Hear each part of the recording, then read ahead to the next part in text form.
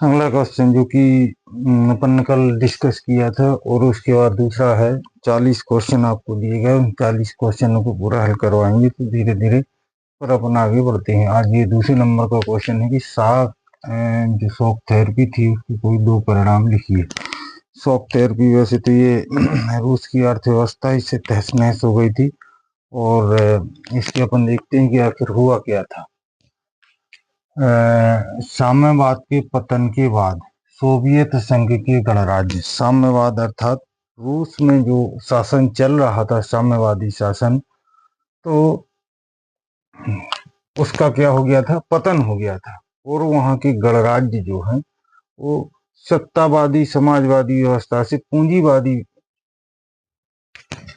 एक सत्तावादी समाजवादी व्यवस्था से पूंजीवादी व्यवस्था के कष्टप्रद संक्रमण से होकर गुजरी। यानी एक अर्थव्यवस्था से जब दूसरी अर्थव्यवस्था में यदि परिवर्तन होता है, इस परिवर्तन से जब कोई देश गुजरता है तो ये स्वाभाविक है कि ये परिवर्तन एकदम से अचानक नहीं होता।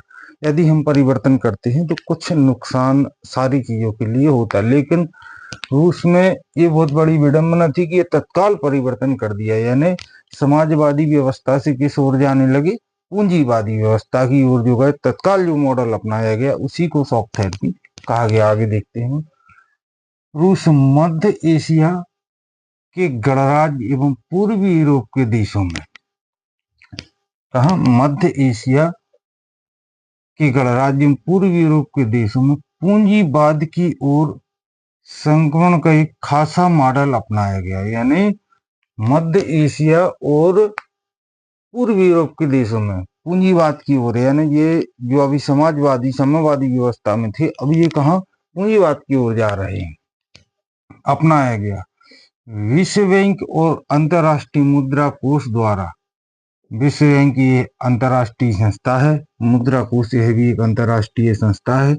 इस मॉडल को शॉक थेरेपी कहा गया। यानी किसने, विश्व बैंक और अंतर्राष्ट्रीय मुद्रा कोष के निर्देश अनुसार इस मॉडल को, जो मॉडल अपनाया गया है, इस मॉडल को कि समाजवादी व्यवस्था से पूंजीवादी व्यवस्था की ओर जाने के लिए जो मॉडल रूस में अपनाया गया था, उस मॉडल को विश्व बैंक और अंतर्राष्ट्रीय मुद्रा कोष ने इस मॉडल को शॉक थेरेपी नाम दिया है।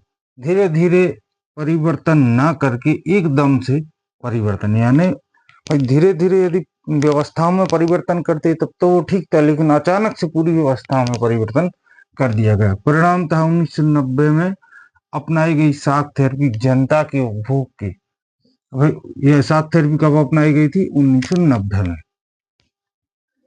उपभोग के आंदोलन तक नहीं ले गई, यानी जो सोच थी कि शॉक थेरेपी से क्या लाभ होंगे, कहां तक जाएगी, वहां तक ये नहीं पहुंच पाई। उसके पहले ही सारी अर्थव्यवस्थाएं ध्वस्त हो गई।